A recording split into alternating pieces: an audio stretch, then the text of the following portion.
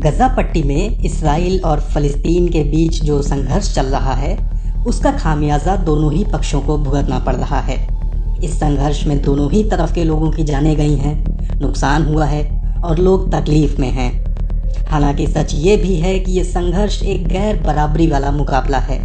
इसमें कोई शक नहीं कि इसराइल एक ताकतवर मुल्क है।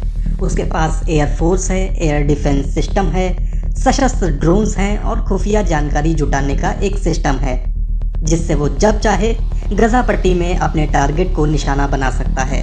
इसराइल भले ही इस बात पर जोर दे रहा हो कि वो केवल उन्हीं ठिकानों को निशाना बना रहा है जिनका इस्तेमाल सैन्य गतिविधियों के लिए किया जा रहा है, लेकिन जिन इलाकों में हवाई हमले हुए हैं फ़लस्तीनियों की वहाँ इतनी सघन आबादी है कि हमास और इस्लामिक जिहाद जैसे संगठनों के ठिकानों से उन्हें अलग कर पाना बहुत मुश्किल है। कई बार तो ये ठिकाने आम लोगों की रिहाइश वाली इमारतों में छिप कर चलाए जाते हैं। ऐसे में आम लोगों की जान बचाना लगभग नामुमकिन हो जाता है। हमास और इस्लामिक जिहाद जैसे संगठन भले ही इस संघर्ष में कमज़ोर पक्ष लगते हों, लेकिन उनके पास इतने हथियार तो ज़रूर हैं कि वो इसराइल पर हमला कर सकते हैं। इसराइल पर हमला करने के लिए वे पहले भी कई तरीके आजमा चुके हैं। इसराइली सैनिकों ने पिछले दिनों गज़ा से उसकी सीमा में दाखिल होने की कोशिश कर रहे एक ड्रोन को मार गिराया था। माना जाता है कि वो ड्रोन हथियारों से लैस था।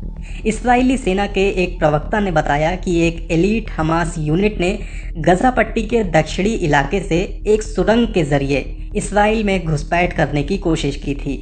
ऐसा लगता है कि इसराइल की सेना को पहले से हमास की इस कोशिश की भनक लग गई थी। इसराइली सेना के प्रवक्ता ने बताया था कि उन्होंने उस सुरंग को नष्ट कर दिया। इसमें कोई शक नहीं कि फ़लस्तीन के हथियारों के ज़ख़ीरे में जो असलहा सबसे महत्वपूर्ण है वो ज़मीन से ज़मीन पर मार करने वाली उसकी मिसाइलें हैं। उसके पास ऐसी मिसाइलें भी अलग अलग तरह की हैं। फ़लस्तीनी खेमे की तरफ से पिछले दिनों कोऑर्डिनेट गाइडेड एंटी टैंक मिसाइलों का इस्तेमाल भी देखा गया है। माना जा रहा है कि ये मिसाइलें मिस्र के सिनाई प्रायद्वीप से सुरंगों के ज़रिए उसे हासिल हुई हैं।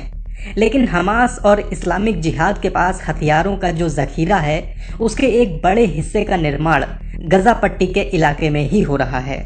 गज़ा पट्टी में विविधतापूर्ण और परिष्कृत किस्म के हथियारों को बनाने की क्षमता कहां से आई, इसे लेकर इसराइल और बाहर के विशेषज्ञों का मानना है कि इसकी तकनीक उनके पास ईरान से पहुंची है। उनका कहना है कि गज़ा पट्टी में इसकी इंडस्ट्री ईरान की मदद से ही खड़ी हुई है। यही वजह है कि इसराइली हमलों का मुख्य निशाना हथियारों की ये फैक्ट्रियां और उनके भंडार हैं। हमास के पास कितनी मिसाइलों का स्टॉक है इसका अनुमान लगाना नामुमकिन है। ये बात पक्के तौर पर कही जा सकती है कि हमास के पास हज़ारों की संख्या में अलग अलग तरह के हथियार हैं।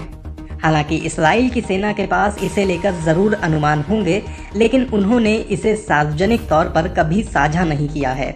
हमास की क्षमता को लेकर इसराइली प्रवक्ता ने केवल इतना कहा है कि हमास इस तरह के हमले का सामना काफ़ी लंबे समय तक कर सकता है। इधर फ़लस्तीनी पक्ष की तरफ से अभी तक कई तरह की मिसाइलें दागी गई हैं, लेकिन इनमें से कोई भी ऐसा नहीं है कि जिसे डिज़ाइन के मामले में नया कहा जा सकता हो। लेकिन जो बात अभी तक सामने आई है वो ये है कि फ़लस्तीन की तरफ से दागी जा रही मिसाइलें पहले से ज़्यादा दूरी तक मार कर सकती हैं और वे ज़्यादा विस्फोटकों से लैस हैं।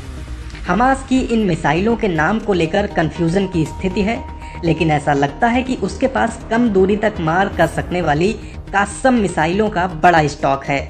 ये मिसाइलें 10 किलोमीटर की दूरी तक मार कर सकती हैं। इसके अलावा हमास के पास कुद्स 101 मिसाइलें भी बड़ी संख्या में हैं जो 16 किलोमीटर की दूरी तक मार कर सकती हैं। उसके पास 55 किलोमीटर की दूरी तक मार करने में सक्षम ग्रैड सिस्टम और सेजिल 55 मिसाइलें भी हैं। हमास के पास छोटी दूरी तक मार कर सकने में सक्षम मिसाइलों के अलावा मोर्टार हमले की भी ताकत है। पर बात यहीं ख़त्म नहीं होती। हमास की ताकत केवल कम दूरी तक मार कर सकने वाली मिसाइलें ही नहीं हैं, उसके निशाने की जद में इसराइल के भीतर 200 किलोमीटर दूर तक के ठिकाने आ सकते हैं।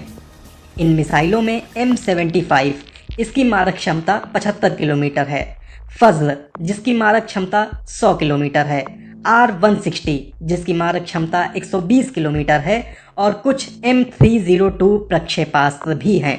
इसलिए ये साफ है कि हमास के पास ऐसे हथियार हैं जो यरूशलेम और तेल अवीव दोनों को ही निशाना बना सकते हैं।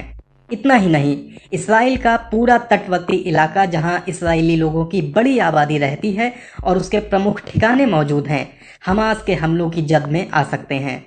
इसराइली सेना ने बताया है कि पिछले 3 दिनों में 1000 से ज़्यादा मिसाइलें या रॉकेट इसराइल पर दागे गए हैं। इनमें से तकरीबन 200 मिसाइलें गजा पट्टी के इलाके में ही गिर गए। इससे पता चलता है कि गजा पट्टी में जिन हथियारों का निर्माण हो रहा है उनकी गुणवत्ता क्या है और उसके साथ क्या समस्याएं हैं। इसराइली सेना का कहना है कि इसराइल की तरफ आने वाली 90% मिसाइलों का रास्ता उसका आयरन डोम एंटी मिसाइल सिस्टम रोक लेता है। हालांकि एक बार ऐसा भी हुआ है कि अश्कलोन शहर की रक्षा के लिए तैनात ये एंटी मिसाइल सिस्टम तकनीकी खराबी के कारण काम नहीं कर रहा था। यानी जिस एंटी मिसाइल सिस्टम की तकनीकी कामयाबी की मिसाल दी जाती है वो भी फुल प्रूफ नहीं है। मिसाइल से होने वाले हमलों का सामना करने के लिए आपके पास बेहद सीमित विकल्प होते हैं। आप मिसाइल रोधी प्रतिरक्षा प्रणाली यानी एयर डिफेंस सिस्टम तैनात कर सकते हैं। आप इसके भंडार और निर्माण केंद्रों को निशाना बना सकते हैं। जमीन पर सैन्य अभियान के जरिए मिसाइल लॉन्च करने वालों को इतना पीछे धकेला जा सकता है जहां से वे प्रभावी रूप से निशाना लेने की स्थिति में ना हो, लेकिन इस मामले में ये संभव होता हुआ नहीं लग रहा है।